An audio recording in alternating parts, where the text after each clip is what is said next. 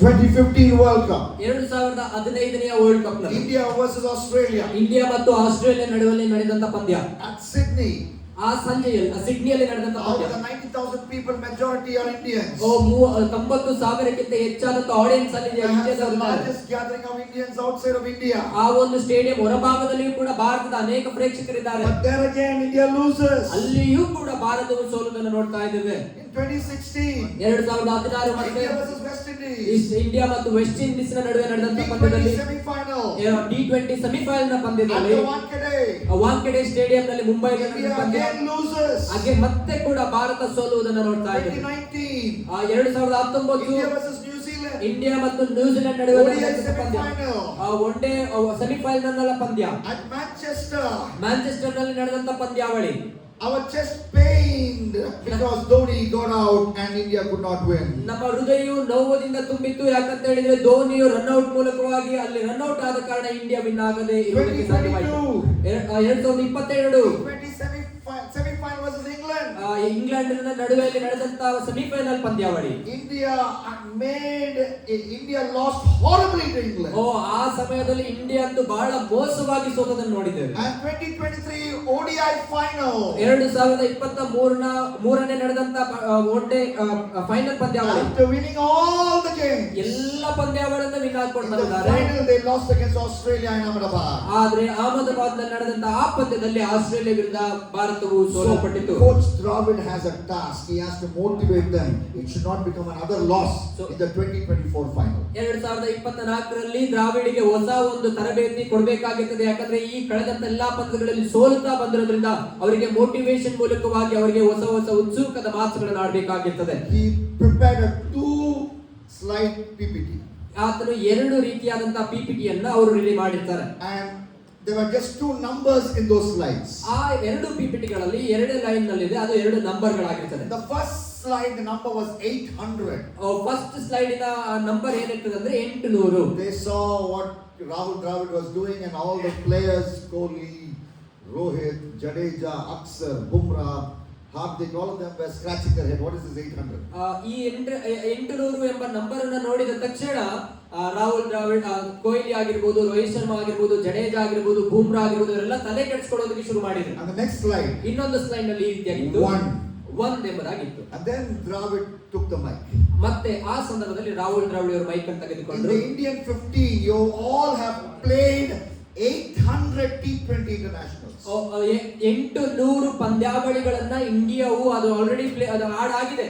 And your coach has played 1 T20 international. ಆದ್ರೆ ನಾನು ಒಂದು ಕೋಚ್ ಆಗಿ ಒಂದೇ ಒಂದು international ಪಂದ್ಯಾವಳಿಗಳನ್ನು ಆಡಿದ್ದೇನೆ. So I don't have to tell you how to win this final. ಹಾಗಾಗಿ ಒಂದು ಪಂದ್ಯವನ್ನ ಆಡಿದಂತ ನಾನು ಹೇಗೆ 2020 ಆಡಬೇಕೆಂಬುದಾಗಿ ನಿಮಗೆ ಹೇಳಿಕೊಡುವಂತ ಅವಶ್ಯಕತೆ ಇಲ್ಲ. You have it more than in you to win this final. ಯಾಕಂತ ಹೇಳಿದ್ರೆ ಈ ಒಂದು ಫೈನಲ್ ನಲ್ಲಿ ಬಂದಿರುವುದಕ್ಕೆ ನಿಮ್ಮೊಳಗಿರುವಂತದ್ದೇ ಕಾರಣ, ನಿಮ್ಮೊಳಗಿನ ಛಲ ಕಾರಣ ಎಂಬುದಾಗಿ ಅವರು ಹೇಳ್ತಾರೆ. The Indian team was energized as they won the T20 2024 final. ಈ ಮಾತುಗಳನ್ನ ಕೇಳಿದಂತ ಅದೇ ಒಂದು ಮಾತುಗಳಾದ ನಂತರ ಆ ಒಂದು ಇಂಡಿಯಾವು ಒಂದು ಭಾರತವು T20 ಫೈನಲ್ ಪಂದ್ಯಾವಳಿಯನ್ನು ಗೆದ್ದುದನ್ನು ನಾವು ನೋಡ್ತಾ ಇದ್ದೇವೆ. In this last night I have a job from God, a commission from God to motivate you for evangelism and missions, to be shining light for Jesus in this depraved and twisted generation. ಈ ಸಂಜೆ ವೇಳೆಯಲ್ಲಿ ಕೂಡ ದೇವರಿಂದ ನಾನು ಪ್ರೇರಿತನಾಗಿ ನಮ್ಮ ಮಧ್ಯದಲ್ಲಿ ಕೂತಿರುವಂತ ನಿಮಗೂ ಕೂಡ ನಾನು ಮೋಟಿವೇಟ್ ಮಾಡೋದಕ್ಕೆ ಶುರು ಮಾಡೋದಕ್ಕೆ ಇಷ್ಟಪಡ್ತೇನೆ. ಯಾಕಂತ ಹೇಳಿದ್ರೆ ನೀವು ಹೊಳೆಯುವ ನಕ್ಷತ್ರಗಳಾಗಿರುವುದರಿಂದ ದೇವರ ರಾಜ್ಯಕ್ಕೋಸ್ಕರವಾಗಿ ನೀವು ದುಡಿಯಬೇಕಾಗಬೇಕೆಂಬುದಾಗಿ. I can motivate you with the song that you just now sang. ಈಗ ಆಡಿರುವಂತ ಹಾಡುಗಳ ಮೂಲಕವಾಗಿ ನಿಮಗೆ ಮೋಟಿವೇಟ್ ನಾನು ಮಾಡಬಹುದು. You said my Jesus in one of the songs. ನೀವು ಒಂದು ಹಾಡನ್ನ ಆಡುವ ರೀತಿಯಲ್ಲಿ ನನ್ನ ಯೇಸುವೆ ಎಂಬುದಾಗಿ ಒಂದು ಹಾಡನ್ನ ನಾವು ಆಡಿದ್ದೇವೆ. You are saying my Jesus, but outside the campsite there are so many people, they cannot say my Jesus. ಇಲ್ಲಿ ಕೂತಿರುವಂತ ನಾವುಗಳು ನನ್ನ ಯೇಸುವೆ ಎಂಬುದಾಗಿ ಹೇಳ್ತೇವೆ. ಆದ್ರೆ ಇಲ್ಲಿಂದ ಹೊರಗಿರುವಂತ ಅನೇಕರು ನನ್ನ ಯೇಸು ಎಂಬುದಾಗಿ ಹೇಳುವುದಕ್ಕೆ ಅವರಿಗೆ ಅವಕಾಶವಿಲ್ಲ. You sing my Jesus and jump for joy because Jesus gives joy. ಯಾಕಂದ್ರೆ ಇಲ್ಲಿರುವಂತ ನಾವುಗಳು ನಮಗೆ ದೇವರು ಸಂತೋಷವನ್ನ ಕೊಟ್ಟಿರುವುದರಿಂದ ನನ್ನ ಯೇಸುವೆ ಎಂಬುದಾಗಿ ಕುಣಿದು ಕುಪ್ಪಳಿಸುವಂತವರಾಗಿರ್ತೇವೆ. In Luke chapter 1 verse 44, when Jesus was inside the womb of his mother, when John the Baptist came near him, ಯಾವ ಒಂದು ಲೂಕನ ಬರೆದಂತ ಸುವಾರ್ತೆ 1ನೇ ಅಧ್ಯಾಯದಲ್ಲಿ ನೋಡುವಾಗ ಎಲಿಜಬೆತಳು ಮರಿಯಳ ಸಂಗಡ ಬಂದಾಗ ಎಲಿಜಬೆತ್ನಲ್ಲಿರುವಂತ ಯೋಹಾನನು ಯೇಸು ಸ್ವಾಮಿಯ ಸಂದರ್ಶನವನ್ನ ಕೇಳಿದಾಗ ಎಲಿಜಬೆತ್ನಲ್ಲಿದ್ದಂತ ಆ ಮಗುವು ಜಿಗಿದಾಡಿದ್ದನ್ನ ನಾವು ಆ ವಾಕ್ಯದಲ್ಲಿ ನೋಡ್ತಾ ಇದ್ದೇವೆ. So Jesus is here. Yesu ಸ್ವಾಮಿಯು ಮರಿಯಳ ಹೊಟ್ಟೆಯಲ್ಲಿದ್ದಾಳೆ. And John the Baptist is here. You can believe because I have a comment. So you can't believe that Jesus. Okay, that's beside the point. So okay, Jesus is here and John the Baptist is here. ಯೇಸು ಸ್ವಾಮಿ ಇಲ್ಲಿದ್ದಾರೆ, ಯೋಹಾನನು ಇಲ್ಲಿದ್ದಾನೆ. And both of the babies come close because pregnant mothers are coming close. ಯಾವಾಗ ಗರ್ಭಿಣಿ ಆಗಿದಂತ ತಾಯಿಗಳು ಹತ್ತಿರ ಬರ್ತಾರೋ ಆಗ ಮಕ್ಕಳು ಕೂಡ ಹತ್ತಿರ ಬರ್ತಾ ಇದ್ದಾರೆ. My Bible says in Luke 1:44. ನನ್ನ ಸತ್ಯವೇದವು ಈ ರೀತಿಯಾಗಿ ಹೇಳ್ತದೆ, ಲೂಕನು ಬರೆದಂತ ಸುವಾರ್ತೆ 1ನೇ ಅಧ್ಯಾಯ John the Baptist was jumping for joy. ಈ ಯೋಹಾನನು ಕುಣಿದು ಕುಪ್ಪಳಿಸಿದ ಜಿಗಿದಾಡಿದನು ಎಂಬುದಾಗಿ ಸತ್ಯವೇದವು ಈ ರೀತಿಯಾಗಿ When you are jumping for joy, that joy Jesus gave, and He's been giving that joy even when He was in His mother's womb. ನಿಮಗೆ ಆ ಒಂದು ಸಂತೋಷವನ್ನ ಸಮಾಧಾನವನ್ನ ಕೊಟ್ಟಿರುವುದಕ್ಕೋಸ್ಕರವೇ ನೀವು ಕುಣಿದು ಕುಪ್ಪಳಿಸುವ ಹಾಗೆ ಯೇಸು ಸ್ವಾಮಿಯು ಹೊಟ್ಟೆಯಲ್ಲಿರುವಾಗಲೇ ಆತನ ಆ ಖುಷಿಯನ್ನ ಇತರರಿಗೂ ಕೂಡ ಕೊಟ್ಟಿದ್ದನು. But outside this campus there are many of your friends in school, in college, in your city, in your town, in North Karnataka and beyond. They don't have this joy. ಇಲ್ಲಿರುವಂತ ನಮಗಳಾದ್ರೂ ಈ ಭಾಗ್ಯಗಳಿದೆ, ಆದ್ರೆ ಇಲ್ಲಿರದಂತ ಅನೇಕರು ನಿಮ್ಮ ಕಾಲೇಜುಗಳಲ್ಲಾಗಿರ್ಬೋದು, ನಿಮ್ಮ ಶಾಲೆಗಳಲ್ಲಾಗಿರ್ಬೋದು, ಅವುಗಳಿಗೆ ಯೇಸು ಸ್ವಾಮಿಯ ನಾಮ ಇಲ್ಲದೆ ಇರುವಂತದ್ದಾಗಿರ್ತದೆ. Pastor Daniel Koti and Pastor Bina and the entire team of elders in the city, in Hubli City Assembly of God Church, they have planned this camp so that you who are jumping with joy because of Jesus will go to all the joyless people, sad people outside and transport the joy by being a shining star for Jesus. ಈ reverend doctor Daniel Koti ಅವರು, ಅದೇ ರೀತಿಯಾಗಿ ಬೀನಾ ಕೋಟಿ ಅವರು assemblies of AG God Hubli city AG church ಕಡೆಯಿಂದ ಈ camp ಅನ್ನು assign ಮಾಡಿರೋದು ಯಾಕಂತ ಹೇಳಿದ್ರೆ, ನಿಮ್ಮಲ್ಲಿರುವಂತ ಯೇಸು ಕ್ರಿಸ್ತನು ಆ ಕ್ರಿಸ್ತನ ವಾಕ್ಯಗಳನ್ನ ಇತರರಿಗೆ ಸಾರಿ ಅವರು ಕೂಡ ಈ ಖುಷಿಯಲ್ಲಿ, ಈ ಆನಂದದಲ್ಲಿ, ಈ ಕುಣಿದು ಕುಪ್ಪಳಿಸುವಿಕೆಯಲ್ಲಿ ಭಾಗವಹಿಸಬೇಕು ಎಂಬುದಾಗಿ. The song you sang itself is a missionary call for you. ನೀವು ಆಡಿದಂತ ಹಾಡೇ ನಿಮಗೆ ಒಂದು ಸೌಹಾರ್ದಿಕದ ಹಾಡಾಗಿ ಮಾರ್ಪಡ್ತದೆ. My story is a missionary call for you. ನನ್ನ ಒಂದು ಜೀವಿತದ ಒಂದು ಶೈಲಿ ನಿಮ್ಮ ಒಂದು missionary ಜೀವಿತಕ್ಕೆ ಮಾರ್ಪಡುವಂತಾಗಿರುತ್ತದೆ. I remember that day in my school. ನನ್ನ ಒಂದು ಶಾಲೆಯ ದಿನಗಳು ನನಗೆ ಇನ್ನೂ ನೆನಪಿದೆ. I went to Aidas Kada school. ನಾನು ಐಡಾಸ್ ಕಡ ಸ್ಕೂಲ್ ಎಂಬುದಾಗಿ ನಾನು ಆ ಶಾಲೆಗೆ ಹೋಗ್ತಾ ಇದ್ದೆ. In the town of Vellore in Tamil Nadu. ತಮಿಳುನಾಡಿನಲ್ಲಿರುವಂತಹ Vellore ಎಂಬ ಪ್ರಾಂತ್ಯದಲ್ಲಿ ನಾನು ಶಾಲೆಗೆ ಹೋಗ್ತಾ ಇದ್ದೆ. I must have been in 11th standard at that time. ನಾನು ಅಂದ್ಕೊಳ್ತೇನೆ ನಾನು ಆಗ 11th ಸ್ಟ್ಯಾಂಡರ್ಡ್ ಓದ್ತಾ ಇದ್ದೆ ಎಂಬುದಾಗಿ. I had to say only one line in that drama. ಆ ಡ್ರಾಮಾದಲ್ಲಿ ನಾನು ಒಂದೇ ಒಂದು ಲೈನ್ ಅನ್ನ ಹೇಳಬೇಕಾಗಿತ್ತು. I memorized that one line for over 2 hours, 3 hours, 4 hours. ನಾನು 2 ಗಂಟೆ 3 ಗಂಟೆ 4 ಗಂಟೆಗಳ ಕಾಲ ಆ ಒಂದೇ ಲೈನ್ ಅನ್ನ ನೆನಪಿನಲ್ಲಿ ಇಟ್ಕೊಳ್ಬೇಕಾಗಿತ್ತು. And when the drama was being played, when my turn came to speak, I bundled up my lines. I forgot my lines. I made a fool of myself. ಎಲ್ಲಾ ಕಾರ್ಯಕ್ರಮಗಳು ನಡೀತಾ ಇದ್ದಾಗ ನನ್ನ ಸರದಿ ಬಂದಾಗ ನಾನು ಅದಕ್ಕೆ ಭಯಪೀಡಿತನಾಗಿ ನಾನು ತೊದಲುವಂತಹ ಸ್ಥಿತಿಗಳಲ್ಲಿ ಮಾರ್ಪಡ್ತು. A beautiful girl came. I became nervous and it was a super flop show.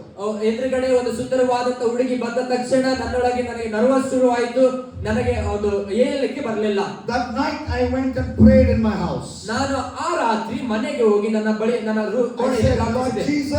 ನಾನು ಹೇಳಿದೆ, Yesappa, I will do anything for you. ನಾನು ನಿನಗೋಸ್ಕರ ಏನು ಬೇಕಾದ್ರೂ ಮಾಡ್ತೇನೆ, except get on stage and say something. ಆದರೆ ಸ್ಟೇಜ್ ನ ಮೇಲೆ ನಿಂತು ಏನಾದರೂ ಹೇಳ್ಬೇಕೆಂಬುದಾಗಿ ಬಿಟ್ಟು ಬೇರೆ ಏನ್ ಬೇಕಾದ್ರೂ ನಾನು ಮಾಡ್ತೇನೆ. You want me to pick up the speaker from the airport? I will take the car and pick up the speaker. ಪ್ರಸಂಗಿಕರನ್ನ ನಾನು ಒಂದು ವೇಳೆ ಏರ್ಪೋರ್ಟ್ ಗೆ ಹೋಗಿ ಪಿಕ್ ಮಾಡ್ಕೊಂಡು ಅವ್ರನ್ನ ಕರೆದುಕೊಂಡು ಬರಬೇಕೆಂಬುದಾಗಿ ಹೇಳೋದಾದ್ರೆ ನಾನು ಹೋಗಿ ಡ್ರೈವ್ ಮಾಡಿ ಅವ್ರನ್ನ ಕರೆದುಕೊಂಡು ಬೇಕಾದ್ರೂ ಮಾಡ್ತೇನೆ. Me to serve food for the speaker, I will serve food even though I don't know cooking, even though till 12th stand my mummy is feeding me in the lunch break, I will learn cooking and take care of the speaker. ನಾನು ಒಂದು ವೇಳೆ ಪ್ರಸಂಗಿಕರಿಗೆ ಊಟ ಬಡಿಸಬೇಕಂತ ನೀನು ನನಗೆ ಒಂದು ವೇಳೆ ಹೇಳಿದ್ರೆ ಅದನ್ನು ಕೂಡ ಮಾಡೋದಕ್ಕೆ ಸಿದ್ಧನಿದ್ದೇನೆ. ಯಾಕಂದ್ರೆ ನಾನು 11ನೇ ತರಗತಿವರೆಗೂ ನನ್ನ ತಾಯಿಯೇ ನನಗೆ ಫೀಡ್ ಮಾಡ್ತಾ ಇದ್ರು. ಹಾಗಾಗಿ ನಾನು ಬೇಕಾದ್ರೆ ಅವ್ರಿಗೆ ಕುಕ್ ಮಾಡಿ ಅವ್ರಿಗೆ ಬೇಕಾದ್ರೆ ಸರ್ವ್ ಮಾಡೋದಕ್ಕೂ ನಾನು ಸಿದ್ಧನಿದ್ದೇನೆ ಎಂಬುದಾಗಿ ಹೇಳಿದೆ.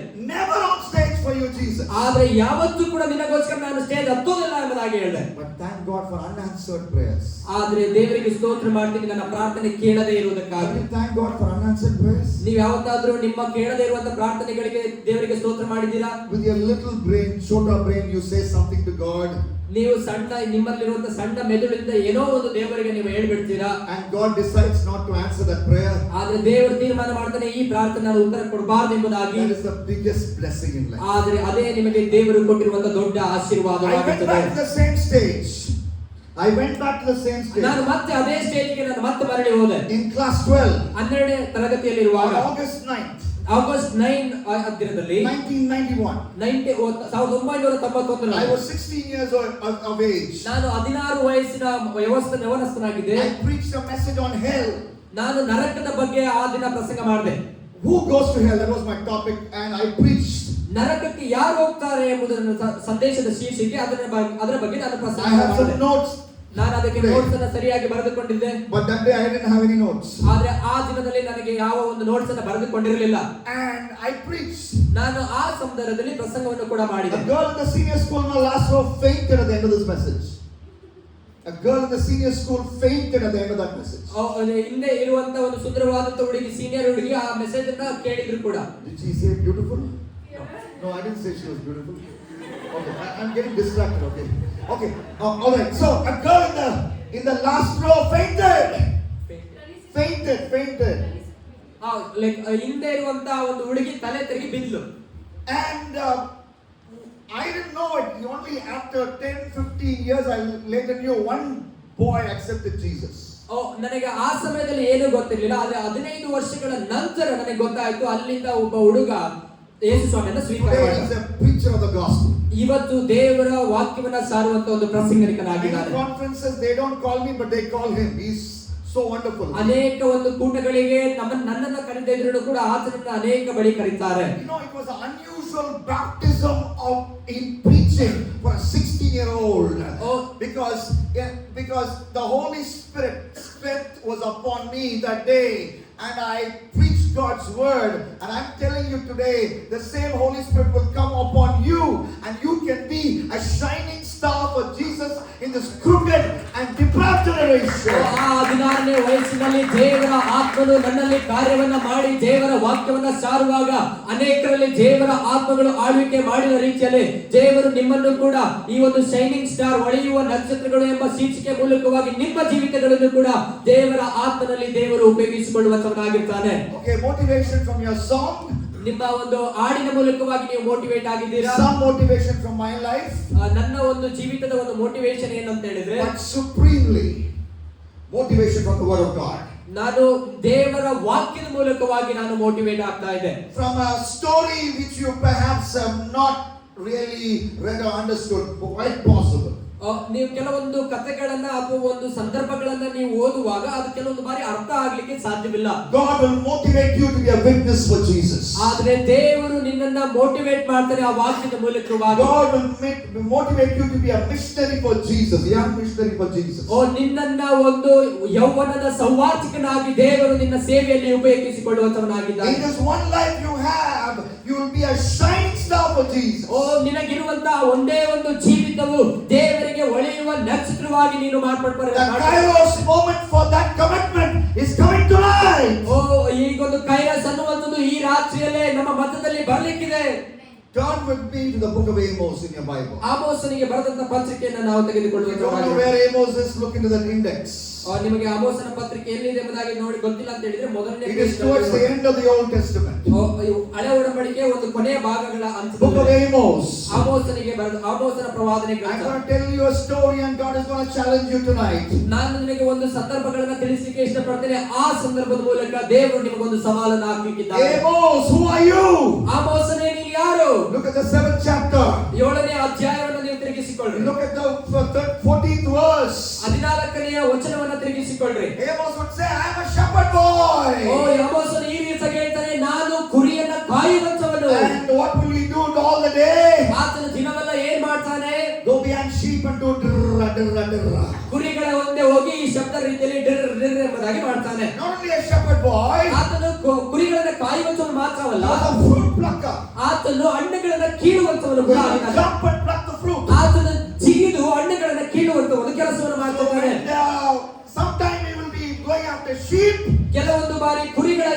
ಆತನು ಹೋಗ್ತಾನೆ. Sometimes running behind sheep. ಆತನು ಕೆಲವೊಂದು ಬಾರಿ ಓಡ್ಲಿಕ್ಕೆ ಇಷ್ಟಪಡ್ತಾನೆ. Sometimes jumping and plucking fruit. ಆತನು ಚಿಗಿದು ಆ ಹಣ್ಣುಗಳನ್ನು ಕೂಡ ಕೆಲವೊಂದು ಬಾರಿ ಕೀಳ್ತಾನೆ. One day something happened. ಆದ್ರೆ ಒಂದು ದಿನ ಈ ರೀತಿಯಾಗಿ ನಡೆಯಿತು. He lived in the southern city of Tekoa.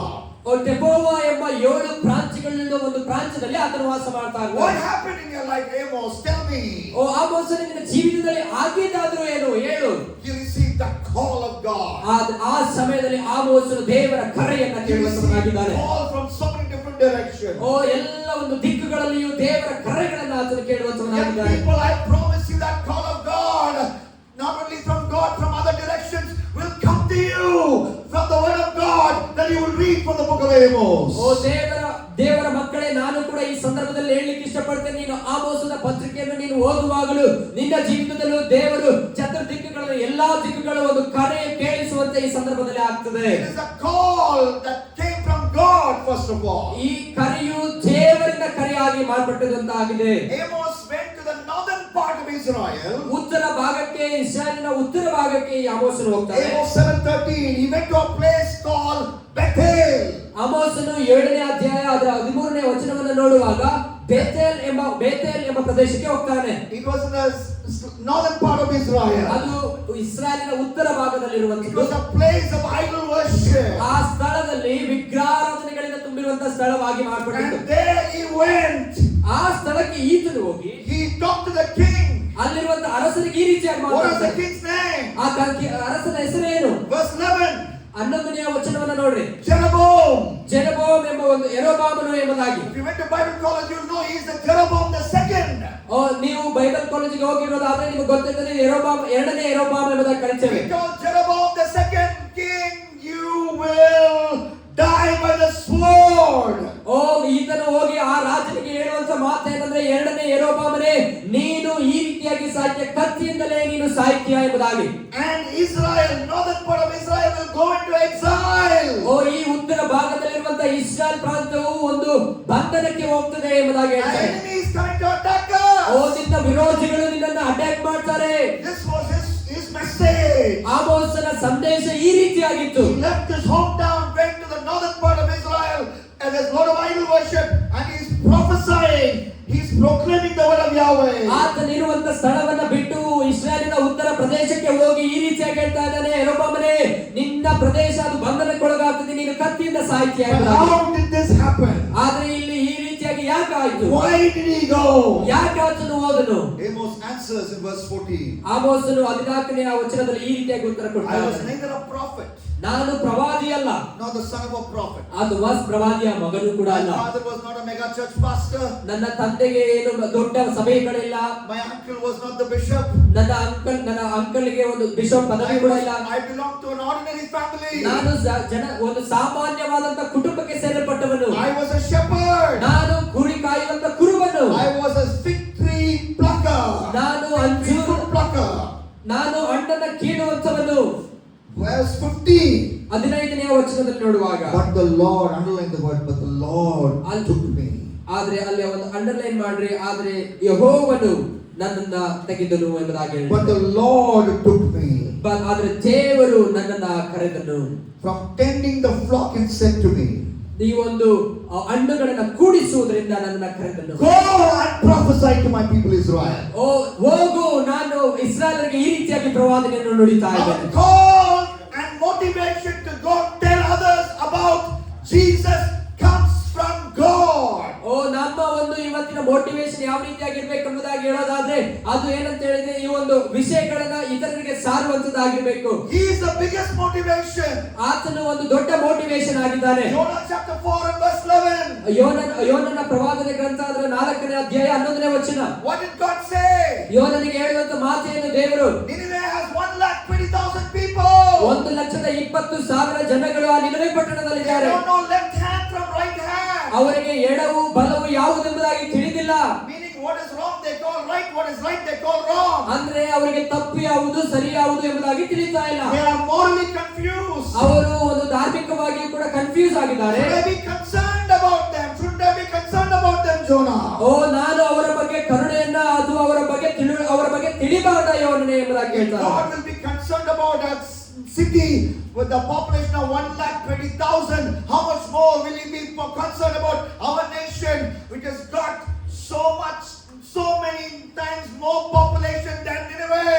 ಓ ನಿನವೆ ಪಟ್ಟಣದಲ್ಲಿ 1,20,000 ಜನರ ಬಗ್ಗೆ ದೇವರು ಅಷ್ಟು ತಲೆ ಕೆಡಿಸಿಕೊಳ್ಬೇಕಾದ್ರೆ ಇಲ್ಲಿರುವಂತ ಭಾರತ ದೇಶದಲ್ಲಿರುವಂತ ಅನೇಕ ಜನರು ಅನೇಕ ಜನಸಂಖ್ಯೆಗಳಿಂದ ತುಂಬಿರುವಂತ ಈ ಪ್ರದೇಶದ ಬಗ್ಗೆ ದೇವರು ಎಷ್ಟು ತಲೆ ಕೆಡಿಸಿಕೊಂಡಿರಬಾರದು. Inside India you can have 10,000, 12,000 Nineveh. ಓ ಈ ಭಾರತ ದೇಶದ ಒಳಗೆ ಆ ರೀತಿಯಾದಂತ ನಿನವೆ ಪಟ್ಟಣಗಳು 12, 13 ಪಟ್ಟಣಗಳಿವೆ. We have so much population. ನಮ್ಮ ಇಂಡಿಯಾದಲ್ಲಿ ಭಾರತದಲ್ಲಿ ಅನೇಕ ಜನಸಂಖ್ಯೆಗಳಿದೆ.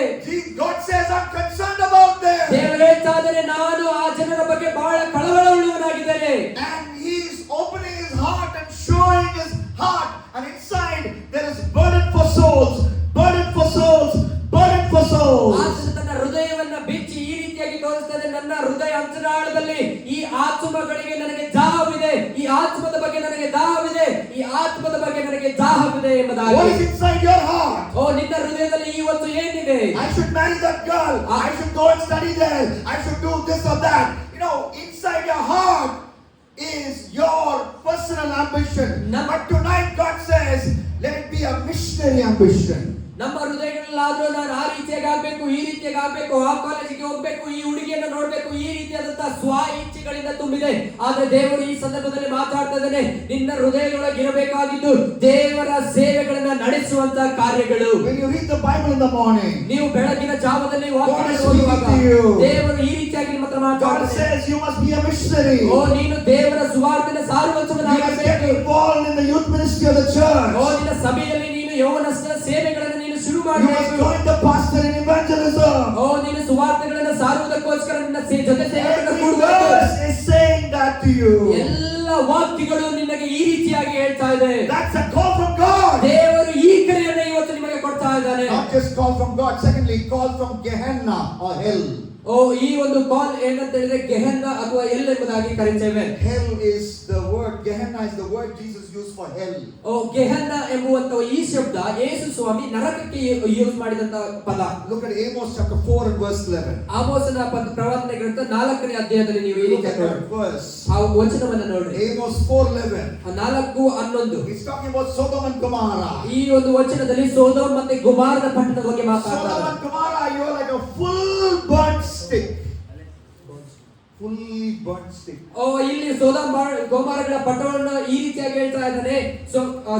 ನಾನು ಅನೇಕ ಪಟ್ಟಣವನ್ನ ಕೆಡವಿದ್ದೇನೆ ಎಂಬುದಾಗಿ ಹೇಳ್ತಾ ಇದ್ದಾನೆ. Sodom and Gomorrah was a fully burnt stick. ಈ ಒಂದು ಸೊದೋಮ್ ಗೊಮೋರ ಎನ್ನುವಂತ ಪಟ್ಟ ಒಂದು ಸುಟ್ಟಂತ ಸ್ಥಿತಿಯಲ್ಲಿ ಇತ್ತು.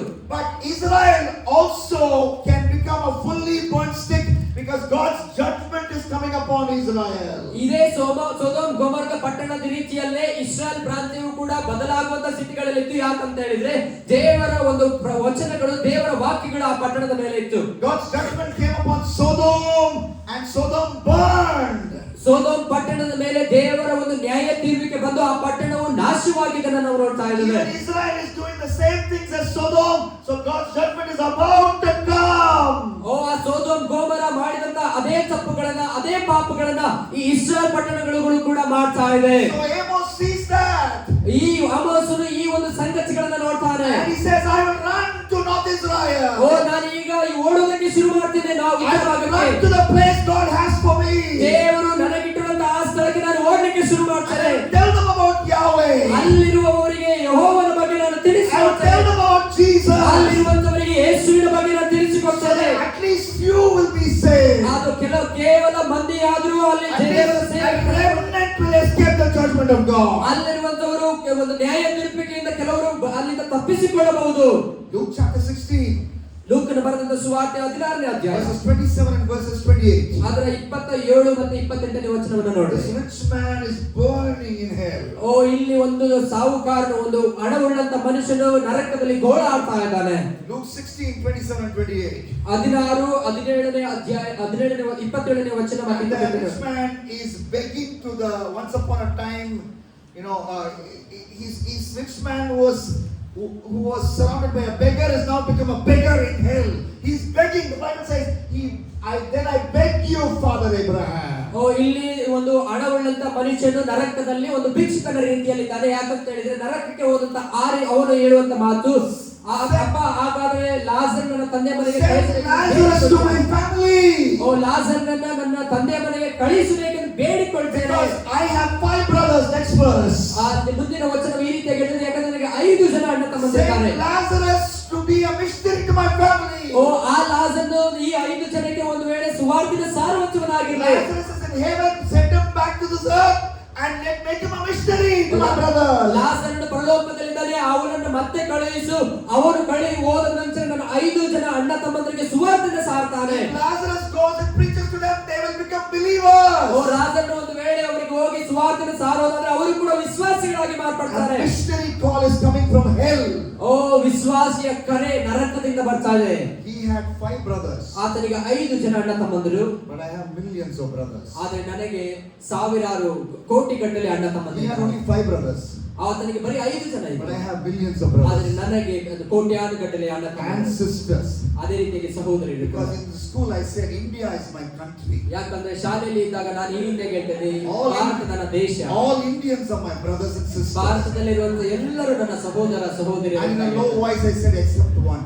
ಆದ್ರೆ ನಾನು ಹೇಳ್ತಾ ಇದ್ದೆ ಅದರಲ್ಲಿ ಒಬ್ಬರನ್ನ ಬಿಟ್ಟು ಎಂಬುದಾಗಿ ನಾನು ಹೇಳ್ತಾ That ಇದ್ದೆ. day itself I decided to marry an Indian. ಯಾಕಂದ್ರೆ ಅವತ್ತೇ ನಾನು ಡಿಸೈಡ್ ಮಾಡಿದ್ದೆ ಭಾರತೀಯಳನ್ನೇ ಮದುವೆ India is my ಆಗಬೇಕು. country. ಭಾರತ ನನ್ನ ದೇಶ.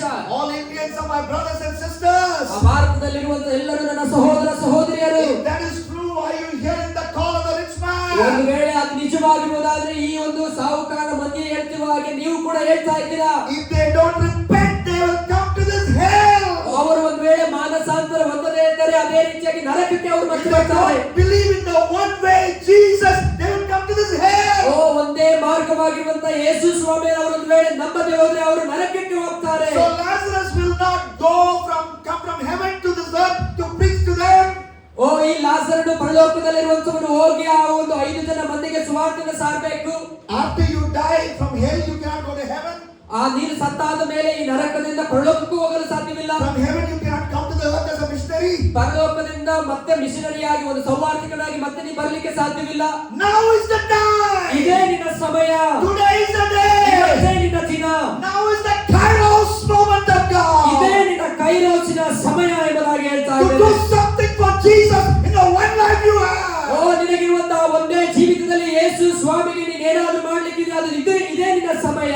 Tonight you will have an opportunity to ಈ give your life. ರಾತ್ರಿ ನಿನಗೆ ಆ ಒಂದು ಸಂದರ್ಭವನ್ನು ದೇವರು Are you hearing the call from hell, Gehenna? ಓ ಗೆಹನ್ನ ಒಂದು ನರಕದ ಶಬ್ದವು ಈಗ ಈ ಒಂದು ಶಬ್ದದ ಮೂಲಕವಾಗಿ ನೀನು ಕೇಳಿಸ್ತಾ ಇದೆಯೋ? Call from God, ದೇವರಿಂದ ಒಂದು ಕರೆ high above. ಮೇಲಿನಿಂದ. Call from hell, deep below. ಓ ಈ ಒಂದು ನರಕದ ಕರೆ ಇದು ಪಾತಾಳದಿಂದ ಬರುವಂತ. And call from gruesome events all around. ಓ ಇಲ್ಲಿ Bad events. ಓ ಕೆಟ್ಟ ರೀತಿಯಾದಂತ ಒಂದು ಇವೆಂಟ್ಗಳ ಮೂಲಕವಾಗಿಯೂ ಒಂದು ಕರೆಗಳು ನಿನಗೆ You ಕೇಳಿಸ್ತಾ understand the ಇದೆ. Hindi word guna? ನಿಮಗೆ You want a G word? Guna, evil around. Evil ಈ ಒಂದು ದುಷ್ಟ ಶಕ್ತಿಗಳು ನಮ್ಮ ಸುತ್ತಮುತ್ತಲಿದೆ. From there you get a call. ಅವರಿಂದಲೂ ಕೂಡ ನಿನಗೆ ಕರೆಗಳು ಬರ್ತದೆ. Amos pronounces God's judgment on Israel's neighbors. ಆ ಒಂದು ಇಸ್ರಾಯೇಲರ ಆ ಒಂದು ಅಕ್ಕಪಕ್ಕದಲ್ಲಿರುವವರಿಗೆ ದೇವರ ನ್ಯಾಯ ತೀರ್ಪಿಗೆ ಏನೆಂಬುದಾಗಿ ತಿಳಿಸಿಕೊಡ್ತಾ ಇದ್ದಾನೆ. What was happening in the neighborhood of Israel? ಓ ಪಕ್ಕದ ರಾಜ್ಯದಲ್ಲಿರುವಂತ ಇಸ್ರಾಯೇಲ್ ಮಂದಿಗೆ ಏನಾಗ್ತಾ ಇದೆ? Any brother and sister or 2 brothers have come to this camp? ಯಾರಾದರೂ ಸಹೋದರ ಸಹೋದರರು ಈ ಒಂದು ಕ್ಯಾಂಪಿನಲ್ಲಿ ಇದ್ದೀರೋ? Okay. ಒಂದೇ ಮನೆಯಿಂದ ಸಹೋದರ ಸಹೋದರಿಯರು. Okay, 3 sisters? No, okay. No. ಒಂದೇ ಮನೆಯಿಂದ. Okay, please come. You both are brother sister. Imagine. ನೆನೆಸಿಕೊಳ್ಳಿ. What's your name? Sumit. What's your name? Sukruti. Imagine Sumit runs behind Sukruti with a sword. ನೆನೆಸಿಕೊಳ್ಳಿ, Sumit ಒಂದ್ ವೇಳೆ ಕತ್ತಿಯಿಂದ ಸುಕೃತಿಯಿಂದ ಓಡಿ ಹೋಗ್ತಾನೆ. What do you do? ಅವನು ಏನ್ ಮಾಡ್ತಾನೆ? Watch it sucking your thumb. ಅವರು ಬೆರಳನ್ನ ಚೂಪಿಸ್ತಾ ನಿಲ್ತಾರ. But that's what is happening. Thank you. That's what is happening in God's word. ಅದೇ ಈ ಒಂದು ವಾಕ್ಯದಲ್ಲಿ ಆಗ್ತಿರುವಂತದ್ದು. Amos 1:11. ಅಮರಸನ ಪ್ರವಾದನೆಗಂತ 1:11. For 3 sins of Edom or even for 4 I will not relent. ಓ ಇಲ್ಲಿ ಹೇಳ್ತಾ ಇದೆ, ಏದೋ 3 ಹೌದು 4 ದ್ರೋಹಗಳನ್ನ ಮಾಡಿದ್ರಿಂದ ಅದಕ್ಕಾಗುವ ದಂಡನೆಯನ್ನು ನಾನು ತಪ್ಪಿಸುವುದಿಲ್ಲ. He pursued his brother with a sword. ಓ ತನ್ನ ಸಹೋದರನ ಹಿಂದೆ ತನ್ನ ಕತ್ತಿಯನ್ನು ಆತನು ಬೀಸ್ತಾ ಇದ್ದಾನೆ. Brothers chasing brother with a sword. ಓ ಸಹೋದರನು ಅವನ ಸಹೋದರನ ಹಿಂದೆ ಕತ್ತಿಯಿಂದ ಹಿಡಿದುಕೊಂಡು ಓಡೋಗ್ತಾ ಇದ್ದಾನೆ. Is it happening around you? ನಡೀತಾ It's ಇದೆಯೋ, happening. ಇದು ಸುತ್ತಮುತ್ತಲಲ್ಲಿ ನಡೀತಾ ಇದೆ. So many rapes. ಅನೇಕ ಒಂದು ಪ್ರಾಂತ್ಯಗಳಲ್ಲಿ So many murders. ಅನೇಕ ಒಂದು ಕೊಲೆಗಳಾಗ್ತಾ ಇದೆ. MPs watching porn in the parliament or in the assembly. ಈ ರಾಜಕಾರಣಿಗಳು ಅವರ ಒಂದು ಅಸೆಂಬ್ಲಿಯಲ್ಲಿ ಕೂತ್ಕೊಂಡಿದ್ದನ್ನೆಲ್ಲದನ್ನು ಕೂಡ ನೋಡ್ತಾ ಇದ್ದಾರೆ. Political leaders doing bad things. ದೊಡ್ಡ ದೊಡ್ಡ ರಾಜಕಾರಣಿಗಳು ಒಂದು ಕೆಟ್ಟ ಕೆಲಸಗಳನ್ನು ಮಾಡ್ತಾ Forget ಇದ್ದಾರೆ. about them. You know what your friend in school is doing. All the guna he's into. All the evil he's into. ಅವರನ್ನ ಬಿಟ್ಟಾಕಿ ನಿಮ್ಮ ಸ್ಥಳಗಳಲ್ಲಿ, ನಿಮ್ಮ ಶಾಲೆಗಳಿರುವಂತ ನಿಮ್ಮ ಸಹೋದರರು ಯಾವ ಮನಸ್ಥಿತಿಯಲ್ಲಿ ಕೂತಿದ್ದಾರೆ ಗೊತ್ತಾ? ಅವನ ಮನಸ್ಸೆಲ್ಲ ಒಂದು ಈವಿಲ್ ಥಾಟ್ ಗಳಿಂದ, ಒಂದು ಸೈತಾನನ ಕ್ರಿಯೆಗಳಿಂದ ಆತನು ತುಂಬಿಕೊಂಡಿದ್ದಾನೆ. From that sin comes a missionary call. ಅಲ್ಲಿಂದ ಒಂದು ಸೇವೆಯ ಕರೆಗಳಿಗೆ ಬರುವಂತದ್ದು. Amos chapter 2 and verse 7. ಆಮೋಸನ ಪ್ರವಾದನೆ ಗ್ರಂಥ 2:11. The venue of this verse is a brothel or a prostitute's house. ಇಲ್ಲಿ ಈ ರೀತಿಯಾಗಿ ಹೇಳ್ತಾ ಇದೆ, ಅವನು ಯಾವಾಗ ಒಂದು ವ್ಯಭಿಚಾರಿಯ ಮನೆಗೆ ಹೋದ್ನು. So father goes to visit a prostitute. A man goes to visit a prostitute. ಇಲ್ಲಿ ಒಬ್ಬ ಮನುಷ್ಯನು ಒಂದು ವ್ಯಭಿಚಾರಿಯನ್ನ ನೋಡ್ಲಿಕ್ಕೆ ಹೋಗ್ತಾ ಇದ್ದಾನೆ. So job over.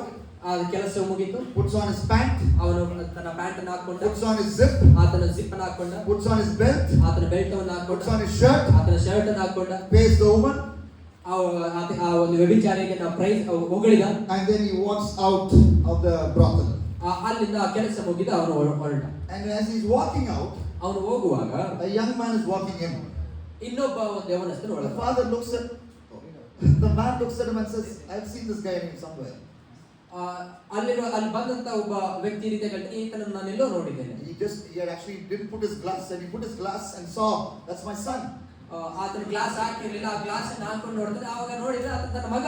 Father and son use the same girl. ಇಲ್ಲಿ ತಂದೆಯು ಮಗಳು ಒಬ್ಬಳಲ್ಲೇ ಹೋಗಿ, father and son use the same girl. ಒಂದೇ ಒಂದು ಮಹಿಳೆಯನ್ನ ತಂದೆಯು ಮಗನು ಇಬ್ಬರು ಕೂಡ ಯೂಸ್ ಮಾಡ್ತಾರೆ. Horrible sins happening in Israel. ಒಂದು ಕಠೋರವಾದಂತ ಸನ್ನಿವೇಶವು ಇಸ್ರಾಯೇಲ್ ಪಟ್ಟಣದಲ್ಲಿ ನಡೀತಾ ಇದೆ. Unprintable sins happening in Israel. ನೆನೆಸಲಿಕ್ಕೆ ಆಗದ ಒಂದು ದೊಡ್ಡ ಪಾಪವು ಇಸ್ರಾಯೇಲ್ ಪಟ್ಟಣದಲ್ಲಿ ನಡೀತಾ ಇದೆ. Happening in your hostel, you cannot even tell your mommy daddy. ಈ ಒಂದು ಹಾಸ್ಟೆಲ್ ನಲ್ಲಿ ನಡೆದಂತ ಸಂಗತಿಗಳು ತಂದೆ ತಾಯಿಗಳಿಗೆ ಹೇಳಲಿಕ್ಕೆ ಸಾಧ್ಯವಿಲ್ಲ. But from that sin comes a missionary call. ಆ ಒಂದು ಪಾಪದಿಂದಲೇ ಒಂದು ಸೌಹಾರ್ದಿಕ ಕರೆಯನ್ನು ಕೇಳಿಸಲ್ಪಡ್ತಾ ಇದೆ. Because this is a good news of great joy. This is a good news of deliverance from sin. ಯಾಕಂದ್ರೆ ನಮ್ಮಲ್ಲಿರುವಂತದ್ದು ಒಂದು ಸಂತೋಷದ ದೇವರ ವಾಕ್ಯ, ಅದೇ ರೀತಿಯಾಗಿ ಪಾಪಗಳನ್ನೇ ಬಿಡಿಸುವಂತದ್ದು ಒಂದು ಸತ್ಯದ ವಾಕ್ಯವಾಗಿದೆ. The good news begins, and in the earliest statement, as we present the good news, we say all have sinned. So when there is sin, that's when the gospel has a job to do.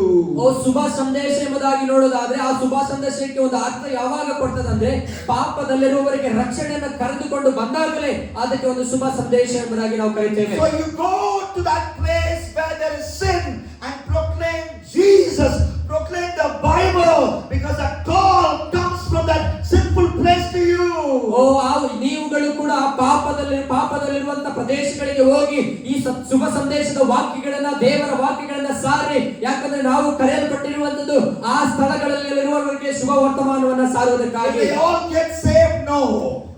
ನಾವೆಲ್ಲರೂ ಕೇಳಿದಾಗ ಇಲ್ಲ ಅಂತ ಹೇಳ್ತೇವೆ. They get saved? No. Will they all get saved? No. ಎಲ್ಲರೂ ಕೂಡ ರಕ್ಷಣೆವಂತರ ಇಲ್ಲ. No, but a small percentage, a remnant will get saved. That's your job. That's what God wants you to do. ಅಲ್ಲಿರುವಂತ ಎಲ್ಲರೂ ರಕ್ಷಣೆ ಹೊಂದದೇ ಇರೋದು ಕೆಲವೊಬ್ಬರು, ನೀವು ಕೇಳಿದಂತ ಕೆಲವರು 1-2 ವ್ಯಕ್ತಿಗಳು ಅಲ್ಲಿ ರಕ್ಷಣೆಯನ್ನು ಹೊಂದ್ತಾರೆ. ಅದಕ್ಕೋಸ್ಕರ ದೇವರಿಂದ ಕರೆದಿರುವಂತದ್ದು. A call from God. ದೇವರಿಂದ ಬರೆದಂತ ಕರೆ. A call from hell.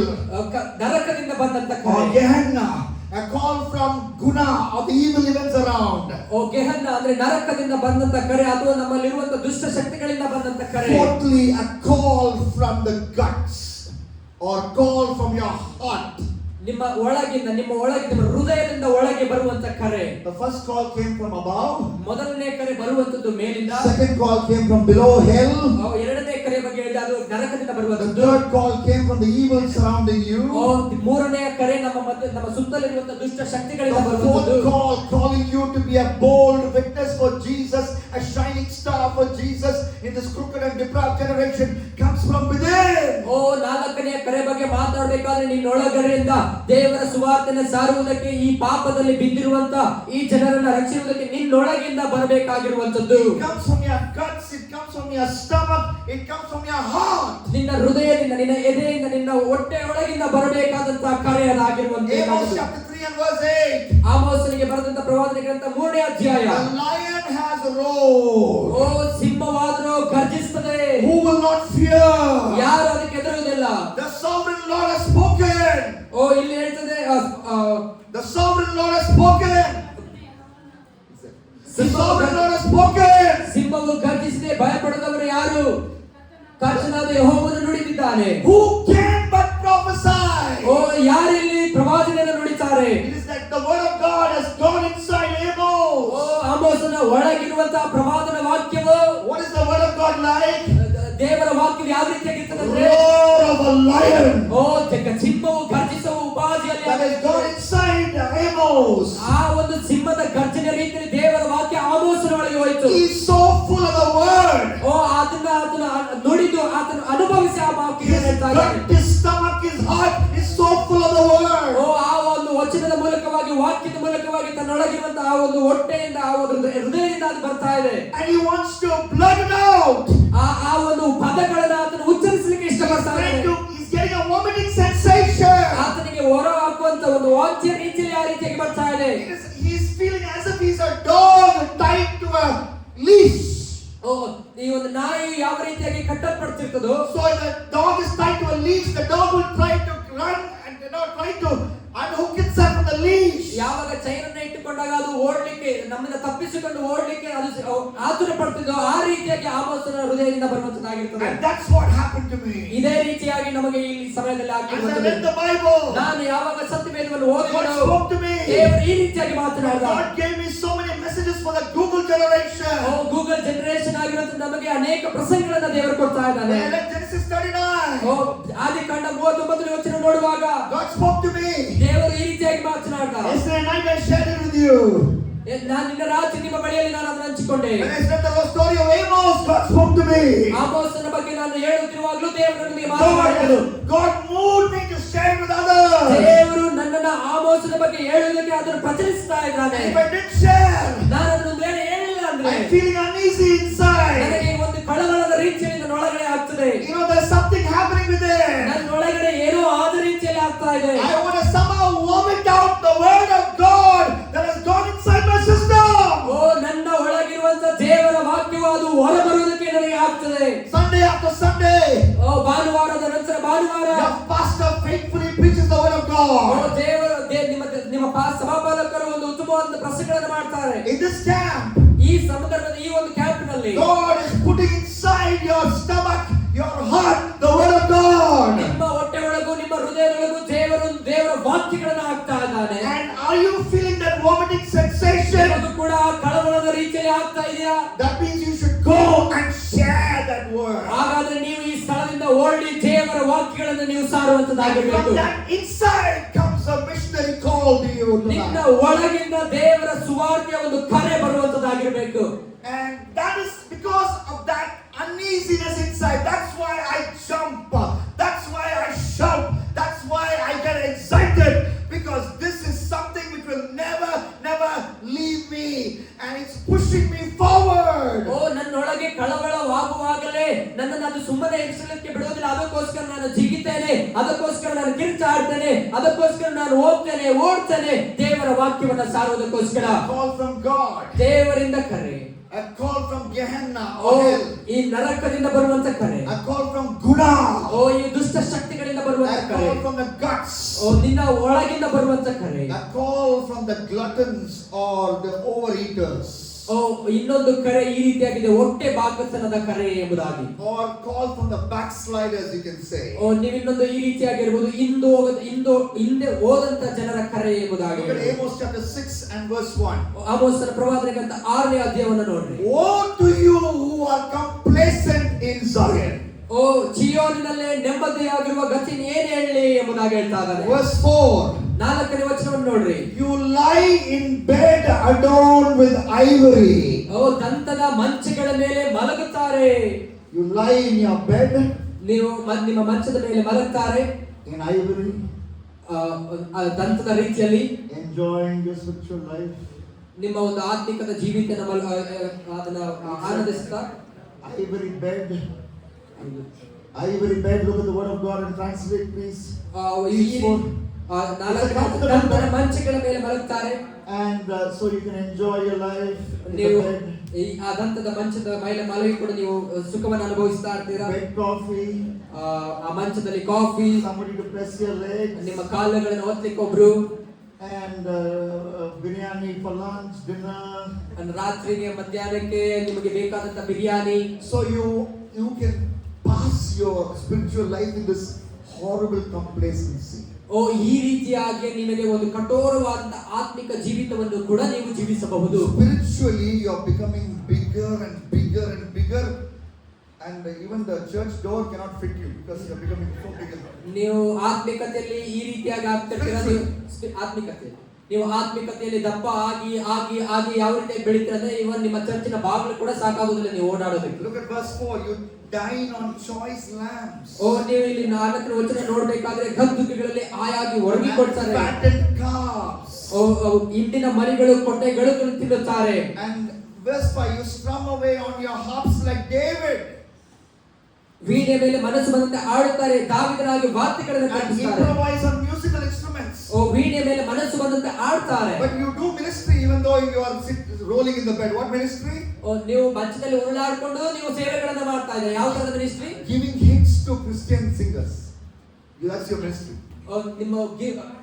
ನಿಮ್ಮ ಹಾಡುಗಳನ್ನ ಆಡ್ಕೊಂಡೇ ಒಂದು ಕ್ರೈಸ್ತರಿಗೆ ಸುವಾರ್ತೆಗಳನ್ನ ಸಾರುವ ರೀತಿ. If JJ or RR or KK or YY or DD, whoever releases a song, you will watch it. ಯಾರೇ ಆಗಲಿ, ಅದು JJ RR DD UU ಯಾರೇ ಆಗಲಿ ಕೂಡ ಅವ್ರು ಹಾಡುತ್ತಾರೆ, ನೀವು ಅದನ್ನು ನೋಡ್ತಾ ಇದ್ದೀರಾ. You are encouraging that brother. No, we'll put a song in YouTube. ಯಾಕಂದ್ರೆ ಹಾಡುಗಳನ್ನ ನೀವು ಕೂಡ ಯೂಟ್ಯೂಬ್ ನಲ್ಲಿ ಹಾಕಿ ಅವ್ರನ್ನ ನೀವು ಎನ್ಕರೇಜ್ ಮಾಡ್ತಾ ಇದ್ದೀರಲ್ವಾ. Here these miserable, I'm getting some bad words, I don't want to use it. Here these miserable people are listening to the music of David. That's all they do. ಇಷ್ಟು ಹೊಲಸಾದಂತ ಜನರುಗಳನ್ನ ನಾವು ಇಲ್ಲಿ ನೋಡ್ತಾ ಇದ್ದೇವೆ. But what is happening to the country? ಆದ್ರೆ ಈ ಒಂದು ರಾಷ್ಟ್ರಗಳಿಗೆ ಏನಾಗ್ತಾ ಇದೆ? Look at verse 6. 6ನೇ ವಚನವನ್ನು ನೋಡ್ರಿ. You drink wine by the bowlful, you use the finest lotions, skincare also very important.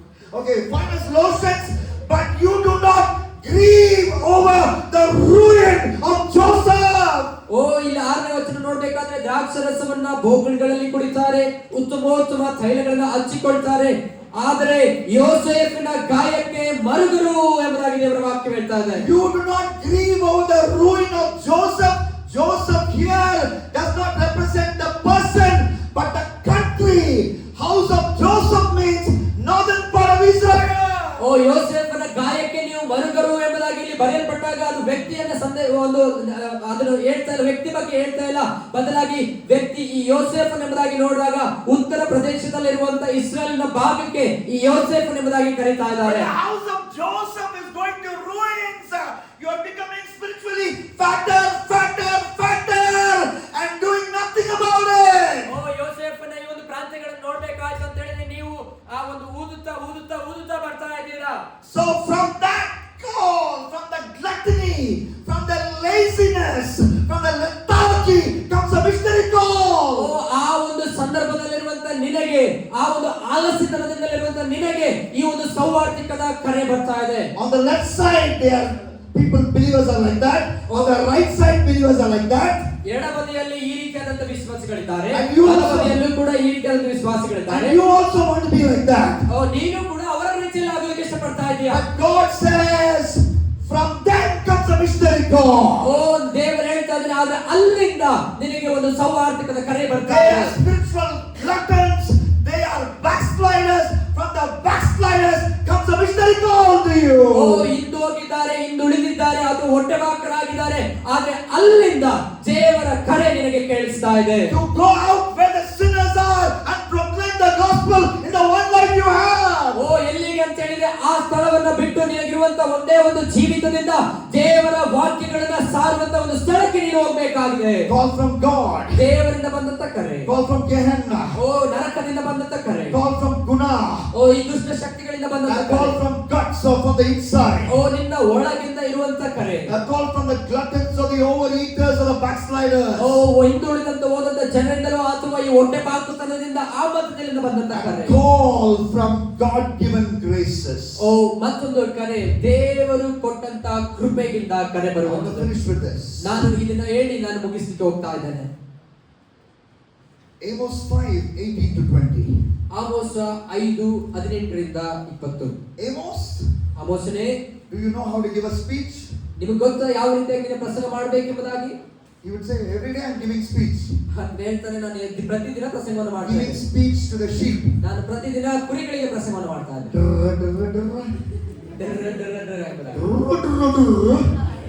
Every day I'm giving speech. ನಾನು ಪ್ರತಿದಿನ ಪ್ರಸಂಗವನ್ನು ಕುರಿಗಳಿಗೆ ಮಾಡ್ತಾ ಇದ್ದೇನೆ ಈ ರೀತಿಯಾಗಿ. Inside him is talent, God-given grace, God-given talent. ಆದರೆ ಆತನ ಒಳಗೆ ದೇವರು ಒಂದು ಕೃಪೆಯುಳ್ಳಂತ ಒಂದು ತಾಲಂತನ್ನ ಆಮೋಸನಿಗೆ ದೇವರು That is ಕೊಟ್ಟಿದ್ದಾನೆ. not being used when he is a shepherd boy. ಆದರೆ ಅದನ್ನು ಕುರಿಗಳ ಕಾಯುವವನಾಗಿದ್ದಾಗ ಅದು ಯೂಸ್ ಆಗಿಲ್ಲ ಇಲ್ಲೂ ಕೂಡ. So that's why God said, say tata to your shepherd work. ಅದಕ್ಕೋಸ್ಕರ ಆಮೋಸನಿಗೆ ದೇವರು ಈ ರೀತಿಯಾಗಿ ಹೇಳ್ತಾ ಇದ್ದಾನೆ, ನಿನ್ನ ಕುರಿ ಕಾಯುವ ಕೆಲಸಕ್ಕೆ ನೀನು ಬಾಯಿ ಹೇಳು. Go to North Israel. ಆ ಉತ್ತರ ಭಾಗದಲ್ಲಿರುವಂತಹ ಇಸ್ರಾಯೇಲ್ ಪಟ್ಟಣಕ್ಕೆ ಹೋಗು. And tell them ಅಲ್ಲಿ ನೀನು ಈ ರೀತಿಯಾಗಿ ಹೇಳು, judgment is inescapable. Judgment is coming. You cannot escape judgment. ದೇವರ ನ್ಯಾಯ ತೀರ್ವಿಕೆ ಬರ್ತಾ ಇದೆ, ಅದರಿಂದ ನೀನು ತಪ್ಪಿಸಿಕೊಳ್ಳೋದಕ್ಕೆ ಸಾಧ್ಯವಿಲ್ಲ ಎಂಬುದಾಗಿ ಹೇಳು. And how did Amos put it? ಆದ್ರೆ ಆಮೋಸನು ಇದನ್ನ ಯಾವ ರೀತಿಗೆ ಹೇಳ್ದ? Amos 5:18, 19 and 20. We will not have time to read it, but I want you to follow in your Bible. Amos 5:18, 19 and 20. ನಮಗೆ ಸಮಯ ಅವಕಾಶ ಇಲ್ಲದಿರೋದ್ರಿಂದ ಆಮೋಸನ 5ನೇ ಅಧ್ಯಾಯ 18ನೇ 18, 19, 20ನೇ ವಚನವನ್ನು ನಾವು ಗಮನಿಸಿಕೊಳ್ಳೋಣ ನಮ್ಮ ಅಷ್ಟಕ್ಕೆ. God is telling me to tell the people judgment is inescapable. ಓ ಇಲ್ಲಿ ದೇವರು ಹೇಳ್ತಾ ಇದ್ದಾನೆ ಆಮೋಸನಿಗೆ, ಈ ಒಂದು ದೇವರ ನ್ಯಾಯ ತೀರ್ವಿಕೆ ಅದು ತಪ್ಪಿಸಿಕೊಳ್ಳೋದಕ್ಕೆ ಸಾಧ್ಯವಿಲ್ಲ. But God has given me talent as well. ಓ ದೇವರು ನನಗೆ ಒಂದು ತಾಲಂತನ್ನು ಕೂಡ ಕೊಟ್ಟಿದ್ದಾನೆ. So Amos cooked up a story. ಓ ಇಲ್ಲಿ ಆಮೋಸನು ಒಂದು ಕಥೆಗಳನ್ನು A ನಿರ್ಮಿಸ್ತಾನೆ. man is running away from a lion. ಓ ಒಬ್ಬ ವ್ಯಕ್ತಿ ತನ್ನ ಜೀವಿತವನ್ನು ರಕ್ಷಿಸುವುದಕ್ಕೋಸ್ಕರ ಓಡ್ತಾ ಇರುವಾಗ, He is running away from a lion. ಓ ಆ ಒಂದು ಸಿಂಹವನ್ನು ತಪ್ಪಿಸಿಕೊಂಡು ಓಡ್ತಾ ಇರುವಾಗ, He is running. ಓ ಆತನು ಓಡ್ತಾ ಇದ್ದಾನೆ. The lion chasing. ಸಿಂಹವು ಆತನನ್ನು ಹಿಂಬಾಲಿಸಿಕೊಂಡು ಬರ್ತಾ ಇದೆ. And then he turns. ಆತನು ತಿರುಗಿ The ನೋಡಿದಾಗ lion is not there. ಆದರೆ ಸಿಂಹವು ಅಲ್ಲಿಲ್ಲ. Abba, I was escaped. ಅಬ್ಬಾ ನಾನು ತಪ್ಪಿಸಿಕೊಂಡೆ. And that's when he hears a growl or whatever sound the bear makes. ಆ ತಪ್ಪಿಸಿಕೊಂಡೆ ಎಂದಾಗಲೇ ಗರ್ಜಿಸುವ ಸಿಂಹದ ಒಂದು ಶಬ್ದ Now ಕೇಳಿಸಿತು. the bear is chasing him. ಆ ಒಂದು ಕರಡಿ ಆತನ ಹಿಂಬಾಲಿಸಿಕೊಂಡು ಬರ್ತಾ ಇದೆ. And Amos, and this man is running, not Amos, this man is running. ಈ ಒಂದು ವ್ಯಕ್ತಿ ಓಡ್ತಾ ಇದ್ದಾನೆ ಆ ಕರಡಿಯಿಂದ ತಪ್ಪಿಸಿಕೊಳ್ಳೋದಕ್ಕೆ. He is running, bear is chasing. ಆ ಒಂದು ಕರಡಿ ಆತನ ಹಿಂಬಾಲಿಸಿಕೊಂಡು ಬರ್ತಾ ಇದೆ ಅಂತ ಓಡ್ತಾ And he ಇದ್ದಾನೆ. turns back. ಆತನ ಹಿಂದೆ ತಿರುಗಿ ನೋಡ್ತಾನೆ. The bear is not there. ಕರಡಿ ಅವನು ಹಿಂಬಾಲಿಸಿಕೊಂಡು ಬರ್ತಾ ಇಲ್ಲ. The bear is not there. ಆಗ ಕರಡಿ ಅಲ್ಲಿಲ್ಲ. Abba, ಅಬ್ಬಾ I'm a very good man. ನಾನು ತುಂಬಾ ಒಳ್ಳೆ ಮನುಷ್ಯನು. I escaped from the lion. ನಾನು ಸಿಂಹದಿಂದ I ತಪ್ಪಿಸಿಕೊಂಡೆ. escaped from the bear. ನಾನು ಕರಡಿಯಿಂದ ತಪ್ಪಿಸಿಕೊಂಡೆ. Because I run a long in hot sun. ಓ ನಾನು ಸೂರ್ಯನಿಂದ ಬಹಳವಾಗಿ ಓಡಿದ್ರಿಂದ, Because I'm sweating. ನಾನು ಬೆವರ್ತಾ ಇದ್ದೇನೆ. Let me go to this beautiful house. ನಾನು ಈ ಒಂದು ಸುಂದರವಾಗಿರುವಂತಹ In the ಮನೆಗೆ middle ಹೋಗ್ತೇನೆ. of forest. ಆ ಒಂದು ಕಾಡಿನ ಪ್ರದೇಶದಲ್ಲಿರುವಂತಹ ಮನೆ. And lean my hand against the wall and take some rest. ನಾನು ಗೋಡೆಗೆ ಕೈಯನ್ನು ಹೊರಗಿಸಿ ನಾನು ಕೆಲವೊಂದು ಸಮಯ ಒಂದು ವಿಶ್ರಾಂತಿ ತೆಗೆದುಕೊಳ್ತೇನೆ. From the crack of the wall came a snake and bit him. ಅಲ್ಲಿಂದ ಆ ಗೋಡೆಯಿಂದ ಒಂದು ಹಾವು ಬಂದು ಅದನ್ನ ಕಚ್ಚಿಬಿಟ್ಟು, And he fainted and he died. ಆತನ ಈ ರೀತಿಯಾಗಿ ಬಿದ್ದುಬಿಟ್ಟ. He thought he escaped the judgment. ಆತನ ಅಂದ್ಕೊಂಡ ನಾನು ನ್ಯಾಯ ತೀರ್ವಿಕೆಯಿಂದ ತಪ್ಪಿಸಿಕೊಂಡೆ. He escaped from the lion, he escaped from the bear. He thought he escaped from the judgment of God. ಓ ಆತನ ಸಿಂಹದಿಂದ ತಪ್ಪಿಸಿಕೊಂಡ, ಕರಡಿಯಿಂದ ತಪ್ಪಿಸಿಕೊಂಡ. ಆತನ ಅಂದ್ಕೊಂಡ ನಾನು ಒಂದು ಎಲ್ಲದರಿಂದ ತಪ್ಪಿಸಿಕೊಂಡೆ ಎಂಬುದಾಗಿ. But the judgment of God caught up with him. ಆದರೆ ದೇವರ ನ್ಯಾಯ ತೀರ್ವಿಕೆ ಆತನನ್ನು ಹಿಡಿದುಕೊಂಡ್ಬಿಟ್ಟು. Who narrated the story? ಈ ಒಂದು ಕಥೆಯನ್ನು ಯಾರು ಬರೆದ್ರು? The guy who was spending the whole day saying "Derra, derra, derra." ದಿನವೆಲ್ಲ ಈ ಶಬ್ದವನ್ನು ಮಾಡಿಕೊಳ್ತಿದ್ದ ಒಬ್ಬ ಮನುಷ್ಯ. So much of potential he has. ಆತನಿಗೆ ತುಂಬಾ ಒಂದು ಅವನಿಗೆ ಬೇಕಾದಂತ ಒಂದು ಶಕ್ತಿ ಇದೆ. All Amos did was to obey God and said, "Here am I, send me." And when he went, God is using him. ಓ ಆತನಿಗೆ ಇದ್ದಿದ್ದು ಒಂದೇ ಒಂದು, ದೇವರೇ ಇಗೋ ನಾನಿದ್ದೇನೆ, ನನ್ನನ್ನು ಕಳಿಸಿದಾಗ ದೇವರು ಆತನನ್ನ ಕಳಿಸಿಕೊಡುವುದು. You close your eyes, all eyes closed. ಓ ನಮ್ಮ ಎಲ್ಲ ಕಣ್ಣುಗಳನ್ನು ನಾವು All heads bowed. ಎಲ್ಲರ ತಲೆಗಳು ತಗ್ಗಿಸಲ್ಪಡೋಣ. God is asking you a question. ಓ ದೇವರು ಈ ಸಂದರ್ಭದಲ್ಲಿ ನಿಮಗೂ ಕೂಡ ಈ ಪ್ರಶ್ನೆಯನ್ನು If ಕೇಳ್ತಾ not ಇದ್ದಾನೆ. you, then who? ಓ ನೀನಲ್ಲದಿದ್ದರೆ ಮತ್ಯಾರು? If not you, then who? ನೀನಲ್ಲದಿದ್ದರೆ ಮತ್ಯಾರು? If not now, then when? O ಈಗಲ್ಲದಿದ್ದರೆ ಮತ್ಯಾವಾಗ? Now is the time. ಓ ಇದೇ ನಿನ್ನ ಸಮಯ. Because 1 Timothy 2:4 says, ಓ ಯಾಕಂದ್ರೆ 1 ತಿಮೋಥಿ 2:4 ಈ it ರೀತಿಯಾಗಿ is God's will that everyone should be saved. ಓ ದೇವರ ಕೃಪೆಯಿಂದಲೇ ಎಲ್ಲರೂ ಕೂಡ ರಕ್ಷಣೆ ಹೊಂದಿದೆ ಎಂಬುದಾಗಿ. For everyone to be saved, you need to be a missionary. Oh, You need to be a witness. You need to get involved in church ministry. ಓ ದೇವರ ಚಿತ್ತವೇನಂತ ಹೇಳಿದ್ರೆ ನೀನು ರಕ್ಷಣೆ ಹೊಂದಬೇಕು. ರಕ್ಷಣೆ ಹೊಂದಿ ದೇವರ ಸೌವಾರ್ತೆಗೆ ನೀನು ಉಪಯುಕ್ತನಾಗಬೇಕು, ಸಭೆಗಳಲ್ಲಿ ಉಪಯೋಗಿಸಲ್ಪಡಬೇಕು ಎಂಬುದಾಗಿ. In 2 Peter 3:9 says it's God's will that none should perish. ಓ ಇಲ್ಲಿ 2 ಪೇತ್ರ 3:9 ಈ ರೀತಿಯಾಗಿ ಹೇಳ್ತಾ ಇದೆ, ಯಾರು ಕೂಡ ದೇವರಿಂದ ರಕ್ಷಣೆ ಹೊಂದದೆ ನಾಶವಾಗಬಾರದು. So now is God's Kairos chosen moment. ಓ ಇದೇ ಕೈರೋಸಿನ ದೇವರು ನೇಮಿಸಲ್ಪಟ್ಟಂತ ಸಮಯ. Oh, you to obey that call of O God. ನೀನು ದೇವರ ಕರೆಗೆ ಒಪ್ಪಿಸಿಕೊಟ್ಟಿದೆಯೋ? Now, if not now, then when? ಓ ಇದೇ ಈಗಲೇ ಸಮಯ, ಈಗಲದಿದ್ದರೆ ಮತ್ಯಾವಾಗ? If not here, then O when? ಇಲ್ಲಿ ನೀನು ಒಪ್ಪಿಸಿಕೊಡದೇ ಇದ್ರೆ ಮತ್ತೆ ಎಲ್ಲ ಒಪ್ಪಿಸಿಕೊಡ್ತಿದೀಯಾ? Direct question. ಓ ನಾನು ಈ ಸಮಯದಲ್ಲಿ ನೇರವಾಗಿ ಪ್ರಶ್ನೆ Tomorrow night you will be in your home, you will be in your hostel, you will be in your town. ಓ ನಾಳೆ ರಾತ್ರಿ ಒಂದು ವೇಳೆ ನೀವು ನಿಮ್ಮ ಮನೆಯಲ್ಲಿ ಇರಬಹುದು, ಒಂದು ವೇಳೆ ಹಾಸ್ಟೆಲ್ ನಲ್ಲಿ ಇರಬಹುದು, ಅಥವಾ ನೀವು ಪ್ರಾಂತ್ಯಗಳಲ್ಲಿ This is the ಇರಬಹುದು. last night. of ಇದೇ this ನನ್ನ time. ಕೊನೆಯ ರಾತ್ರಿ. God is asking you, ದೇವರನ್ನ ಬಳಿಯಲ್ಲಿ ಕೇಳ್ತಾ ಇದ್ದಾನೆ. I want to use you as a witness. ಓ ನಿನ್ನನ್ನ ಒಂದು ಸಾಕ್ಷಿಯಾಗಿ ನಾನು I ನಿನ್ನನ್ನು want to use ಉಪಯೋಗಿಸುತ್ತೇನೆ. you as a missionary. ಓ ನಾನು ನಿನ್ನನ್ನು ಒಂದು ಸುವಾರ್ತಿಕನಾಗಿ ಉಪಯೋಗಿಸಬೇಕೆಂಬುದಾಗಿ Student ಇಷ್ಟಪಡ್ತೇನೆ. missionary. ಒಂದು ಸ್ಟೂಡೆಂಟ್ ಮಿಷನರಿ ಆಗಿ ಯೂಸ್ ಮಾಡಬೇಕು. I want to use you as an evangelist. ನಾನು ನಿನ್ನನ್ನು ಸೌವಾರ್ತಿಕನಾಗಿ I want to use you as an instrument in my hand. ಓ ನನ್ನ ಕೈಯಲ್ಲಿರುವಂತ ಒಂದು ಕೈಪಿಡಿಯ ರೀತಿಯಲ್ಲಿ ನಾನೇನು ಉಪಯೋಗಿಸಬೇಕೆಂಬುದಾಗಿ Would you surrender your life to me? ನೀ ನನಗೆ ನಿನ್ನ ಜೀವಿತವನ್ನು ಒಪ್ಪಿಸಿಕೊಡ್ತೀಯೋ? Would you yield your life to me? ಓ ನೀನು ಅಂದ್ರೆ ನಿನ್ನ ಜೀವಿತವನ್ನು ನನಗೆ ಒಪ್ಪಿಸಿಕೊಡ್ತೀಯೋ? Would you give your life to me? ಓ ನಿನ್ನ ಜೀವಿತವನ್ನು ನನಗೆ ಕೊಡ್ತೀಯೋ? If you say yes, I want to raise your hands. ಓ ನೀವು ಒಂದು ವೇಳೆ ನನ್ನ ಜೀವಿತವನ್ನು ನಾನು ಒಪ್ಪಿಸಿಕೊಡ್ತೇನೆ ಎಂಬುದಾಗಿ ಹೇಳೋದಾದ್ರೆ ನಿಮ್ಮ ಕರಗಳನ್ನು You ಮೇಲೆ say, God is speaking to me. ಓ ನಿನಗೆ ಅನಿಸ್ತಿದೆಯೋ ದೇವರು ನನ್ನ ಹತ್ರ I want to ಮಾತಾಡ್ತಾರೆ? be a bold witness like Amos. ಓ ಈ ಸಂದರ್ಭದಲ್ಲಿ ನನಗೆ ಧೈರ್ಯದಿಂದ ಎದ್ದು ನಿಲ್ಲುವಂತ ಆಮೋಸನ ರೀತಿಯಲ್ಲಿ ಯಾರಾದ್ರೂ ಬೇಕಾ? Raise it high. ಓ ನಿಮ್ಮ ಕರಗಳನ್ನು ಎತ್ತಿ. Do the second thing. Get up from your seats. ಓ ಎರಡನೆಯ ವಿಷಯ, ನೀವು ಈ ಕೈ ಎತ್ತಿದವರು ದಯವಿಟ್ಟು ಮೇಲೆ ಎದ್ದೇಳಿ. And then come forward. ದಯವಿಟ್ಟು ಅವರು ಮುಂದೆ ಬನ್ನಿ. Come forward. ದಯವಿಟ್ಟು ಮುಂದೆ We ಬನ್ನಿ. don't have time to waste. ಓ ನಮಗೆ ಸಮಯವನ್ನು ಕಳೆಯುವುದು